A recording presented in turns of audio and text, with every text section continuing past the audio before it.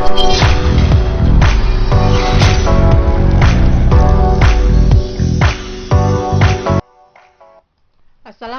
warahmatullahi wabarakatuh. Halo, apa kabar semuanya? Senang bisa berjumpa kembali. Alhamdulillah, kali ini bisa bertemu dalam keadaan sehat.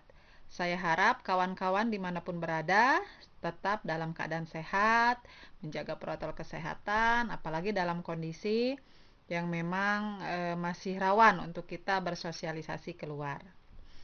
Baiklah, jangan lupa dulu subscribe channelnya sebelum melanjutkan mendengarkan materi ini.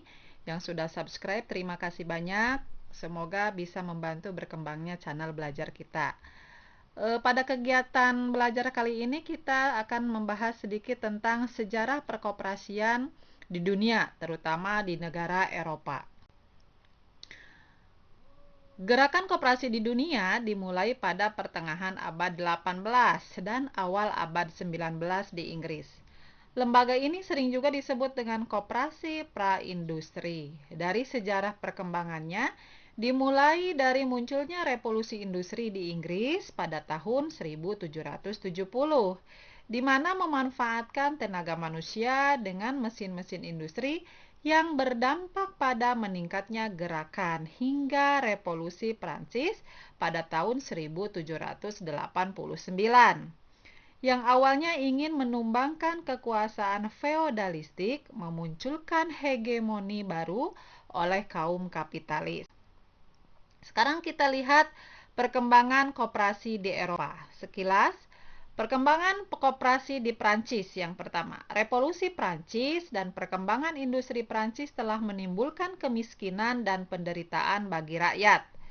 Kelahiran koperasi yang didasarkan pada keberadaan dan kemiskinan yang terjadi pada masyarakat di kalangan bawah atau di kalangan buruh di dalam sistem kapitalisme yang berkembang pesat saat itu. Ternyata harus berhadapan pula dengan kelemahan dari dalam koperasi itu sendiri. Kurangnya modal, kesadaran dan pengetahuan yang rendah dari anggota tentang koperasi, dan pengurus menyebabkan koperasi sulit berkembang pesat. Berkat dorongan para pelopor mereka seperti Charles Fourier, Louis Blanc, serta Ferdinand Lassalle yang menyadari perlunya perbaikan nasib rakyat, para pengusaha kecil di Prancis berhasil membangun koperasi-koperasi yang bergerak di bidang produksi. Menurut Charles Fourier, yaitu pada tahun 1772 sampai 1837, yaitu seorang sosialis Prancis mengaktifkannya unit-unit produksi yang disebut dengan phalansteries. Yang semangat kebersamaan baik kepemilikan kapital, yaitu akan modal, mengupayakan kebutuhan sendiri, dan kepemilikan terhadap alat-alat produksi secara bersama-sama. Kemudian Louis Blanc, meskipun terpengaruh oleh cita-cita Charles Fourier, tetapi Louis Blanc mencoba lebih realistis dengan menyusun rencana yang lebih konkret. Louis Blanc itu sendiri mengusulkan kepada pemerintah untuk mendirikan tempat-tempat kerja untuk kaum buruh dalam bentuk atelier sociaux atau atelier sosial, di mana kaum buruh mengorganisir sendiri dengan cara kooperatif dan dukungan oleh pemerintah. Selain mendapatkan upah kerja, kaum buruh juga bisa mendapatkan bagian dari laba usaha. Kemudian dewasa ini di Prancis terdapat juga gabungan koperasi konsumsi nasional Prancis. Dengan jumlah koperasi yang tergabung semakin banyak, yaitu sekitar 476 buah, jumlah anggotanya mencapai 3.460.000 orang, dan toko yang dimiliki mencapai 9.900 buah dengan perputaran modal sebesar 3.600 miliar francs per tahun. Sudah sangat maju sekali di Perancis.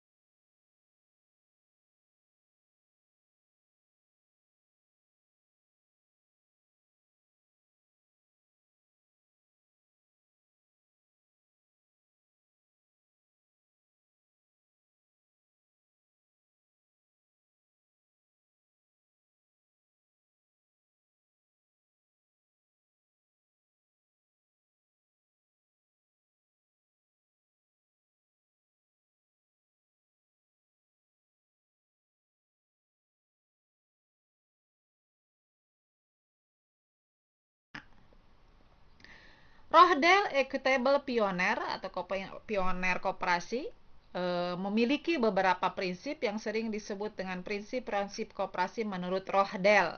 Kita lihat yang pertama bahwa keanggotaannya bersifat terbuka. Yang kedua, pengawas secara demokratis. Ketiga, bunga yang terbatas atas modal anggota. Keempat, pengembalian sisa hasil usaha sesuai dengan jasanya pada koperasi. Yang kelima, menurut Rohdel, prinsip-prinsip koperasinya itu barang-barang dijual harus sesuai dengan harga pasar yang berlaku dan harus secara tunai, tidak boleh secara kredit. Tidak ada perbedaan berdasarkan ras, suku bangsa, agama, dan aliran plot politik. Yang ketujuh, yaitu barang-barang yang dijual adalah barang-barang yang asli dan bukan yang rusak atau palsu. Kemudian prinsip yang kedelapan bahwa pendidikan terhadap para anggota harus dilakukan secara loncatan atau secara terus-menerus. Kita lihat dari pedoman koperasi di Rohdel inilah prinsip-prinsip pergerakan koperasi pertama kali dibentuk. Meskipun masih sangat sederhana, tetapi apa yang dilakukan oleh koperasi Rohdel dengan prinsip-prinsipnya telah menjadi tidak tonggak bagi gerakan koperasi di seluruh dunia. Prinsip-prinsip koperasi Rohdel tersebut kemudian dibakukan oleh ICA dan disampaikan dalam Kongres ICA di Paris pada tahun 1937. Kita lihat sekarang perkembangan koperasi di Jerman. Sekitar tahun 1848, saat Inggris dan Prancis telah mencapai kemajuan, muncul seorang pelopor yang bernama F.W. Raifeschen, yaitu wali kota di Plummerspiel. Ia memilih agar kaum petani tanpa diri dalam perkumpulan simpan pinjam. Kemudian, menurut Raifeschen, dapat mendirikan koperasi dengan pedoman kerja adalah sebagai berikut. Yang pertama, anggota koperasi wajib menyimpan sejumlah uang. Uang simpanan dapat dikeluarkan sebagai pinjaman dengan membayar bunga. Kemudian usaha koperasi mula-mula dibatasi pada desa setempat agar tercapai kerjasama yang erat. Pengurusan koperasi dikelola oleh anggota yang dipilih tanpa mendapatkan upah. Dan yang kelima, menurut Raifeschen, keuntungan yang diperoleh untuk membantu kesejahteraan masyarakat.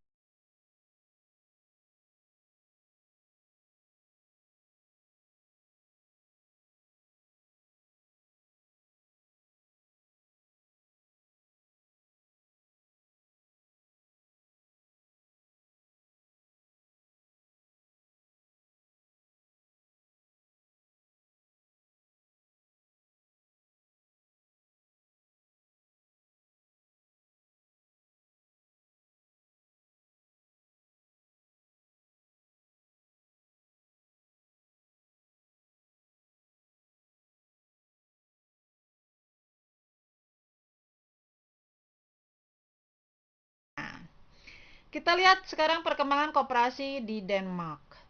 Jumlah anggota koperasi di Denmark mencakup sekitar 30% dari seluruh penduduk Denmark. Hampir sepertiga penduduk pedesaan Denmark yang berusia antara 18 sampai 30 tahun belajar di perguruan tinggi. Dalam perkembangannya, tidak ada hasil-hasil pertanian yang didistribusikan hanya melalui koperasi, melainkan mencakup pula barang-barang kebutuhan sektor pertanian itu sendiri. Selain itu, di Denmark juga berkembang koperasi konsumsi. Koperasi-koperasi konsumsi ini kebanyakan didirikan oleh serikat-serikat pekerja di daerah perkotaan. Sekarang kita lanjut ke perkembangan koperasi di Swedia. Yaitu salah seorang pelopor koperasi yang cukup terbuka dari Swedia bernama Albin Johansson. Salah satu tindakannya yang cukup spektakuler adalah menasionalisasikan perusahaan minyak bumi yang menurut pendapatnya dapat dikelola dengan cara yang tidak efisien oleh koperasi. Pada tahun 1911, gerakan koperasi di Swedia berhasil mengalahkan kekuatan perusahaan besar. Kemudian pada tahun 1926, koperasi berhasil menghancurkan monopoli penjualan tepung terigu yang dimiliki oleh perusahaan swasta. Hebat sekali koperasi di Swedia. Kita lanjut sekarang. Pada tahun 1949, jumlah koperasi di Swedia tercatat sebanyak 674 buah dengan sekitar 7.500 cabang dan jumlah anggota hampir 1 juta keluarga. Hebat.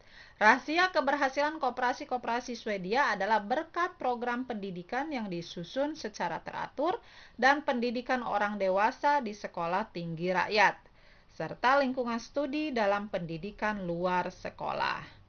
Koperasi Pusat Penjualan Swedia, disebutnya Corporate Forbundet, mensponsori program-program pendidikan yang meliputi 400 jenis kursus teknis yang diberikan kepada karyawan dan pengurus koperasi.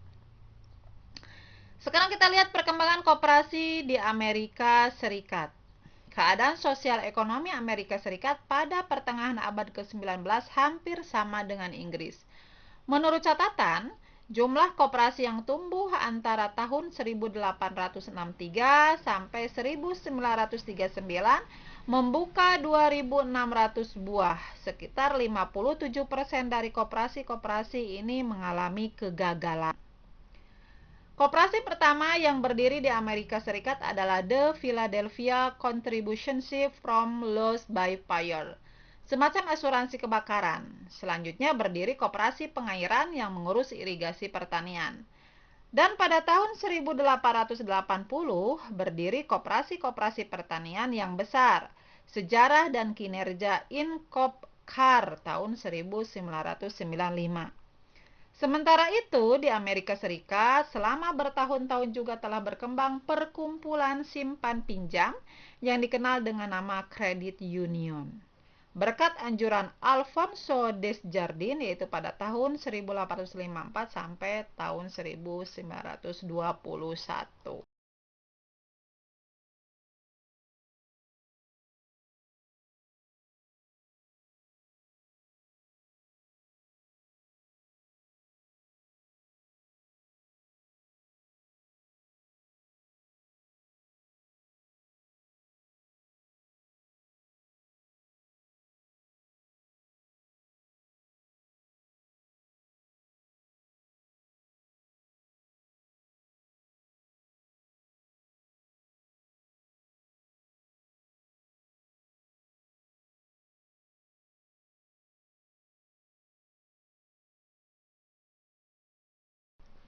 Sekarang kita lihat sejarah perkembangan koperasi di Eropa. Hanya sampai di sini saja. Ketemu lagi kita pada pembelajaran yang lainnya.